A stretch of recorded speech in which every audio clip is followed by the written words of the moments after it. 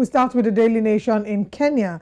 Now, on the front page of the Daily Nation, the big story says, exit Uhuru. Of course, Kenya has been in the news for a while. The reign of Kenyatta II, 2013 to 2022. End of an era. Rejected at home as a novice 20 years ago, branded the Moi Project and indicted by the International Criminal Court for crimes against humanity. Kenya's fourth president, who leaves office in just a few hours, has navigated hostile territories and survived the backstabbing and flagrant treachery of the political trenches. But as he walks out of State House to the disapproving bosoms of a backyard that has rejected his Raila project, can he regain his footing? His legacy is an eclectic mixture of the good, the bad, and the outright ugly, but perhaps the enduring memory of his administration will be his postures in the wake of victory and recently loss, the charm of his State House, and the chaos of his economic misadventures. The Uhuru legacy in color. Full coverage on page 2, 3, 4, 5, 6, 7, 8, 10, and 11. That's all that's been talked about in Kenya today. And that's all we can take on this, the Daily Nation in Kenya. All right, now let's go to the Citizen newspaper and share what we can find over there. I'm guessing also very interesting stories. It says the universal health coverage bill set for Bunge tabling. It says the bill seeking the establishment of universal health coverage will be tabled in Parliament during its sitting, which begins tomorrow in Dodoma. President Samia Suluhu Hassan revealed this yesterday, and you can find that story on page 2. This is in Tanzania. Also, you can find levies. Government appoints team of experts after CCM directive.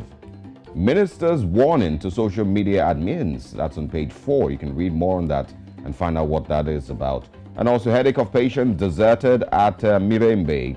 It says Mirembe National Mental Health Hospital says patients who were supposed to have been discharged but who are still in the facility are a drain on its resources.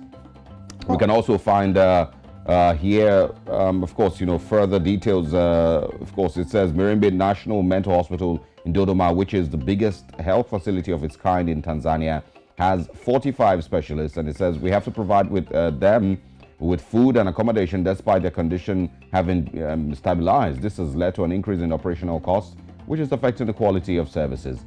And of course, at the top of the screen this morning, your health. Mosquitoes spread more than just malaria. Okay. And also national agreement. EAC troops get nod for DRC deployment. And let's move to Nigeria and see what we can find on The Nation newspaper. Yeah, on the front page of The Nation newspaper, we have the big story here that says 210 days after, federal government asks court to stop ASU strike. Plaintiff seeks order against lecturers to return to work. I mean, we probably should ask people if they think that this is the right move. Is it okay for the federal government to ask the court to stop ASU strike? Or should the federal government meet their demands? Nigeria's debt stocks hit 45.25 trillion naira. Will retire political tourist Atiku to Dubai, says Shatima. Ruling party divisionary says PDP's campaign spokesman. Wanted Nigerian risks 621-year jail term over alleged $30 million fraud. Now, the top of the paper, 6 feared killed in attack on Uba's convoy. Of course, that's the convoy of the senator representing Anambra South Senatorial Zone, Mr. Ifeanyi Uba. He was attacked in Enugu in Njikoka local government area. Still on the front page here, Supreme Court depleted as Justice Aboki retires. That's on page 5. And on page 6, Brazilian returnee excretes 92 wraps of cocaine. And final story here, NCDC, 36 monkeypox cases recorded in 1 week. Osauki, I don't know if you saw the video of the man. Oh, I did. And, it was a very scary video and a reminder that monkeypox is actually in Nigeria. But I do not know if we're paying as much attention on the continent to monkeypox as we did. I don't think we did are. with COVID. I don't think we are. I think, we haven't seen it as such a problem yet. I think, everyone has, simply just ignored it. Maybe also because, the narrative that has been put out about it, isn't the same way that COVID was spoken about. Remember early in 2020, it started in China, and then, next thing you hear is spreading to other countries. People are hearing about, the fatality, rate and all of that. So I don't think monkeypox has been given that level of, publicity, or that, has been spoken about that well, to put any fear in anyone, and so Africa's, really just going about its business, and remember, we've spoken about, vaccine or virus fatigue already. Yeah. Everyone is really tired of having to deal with one or the other. So, but I think it's just an opportunity for us to remind you that monkeypox is out there. It's fatal. It takes lives.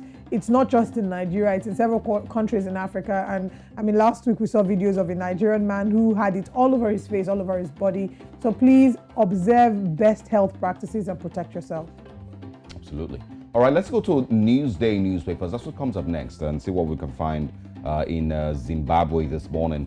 It says here, bomb explodes at Chamisa's rally. It's a shocking story. And it says a hand grenade exploded yesterday close to the venue where Citizens Coalition for Change CCC leader Nelson Chamisa was scheduled to address a rally in what the opposition party said was an intimidation tactic by suspected state agents and ZANU-PF activists. It says the grenade was thrown some meters away from the Gazema Stadium in Chinhoyi from a moving Honda Fit vehicle minutes before Chamisa arrived at the venue. It's really shocking.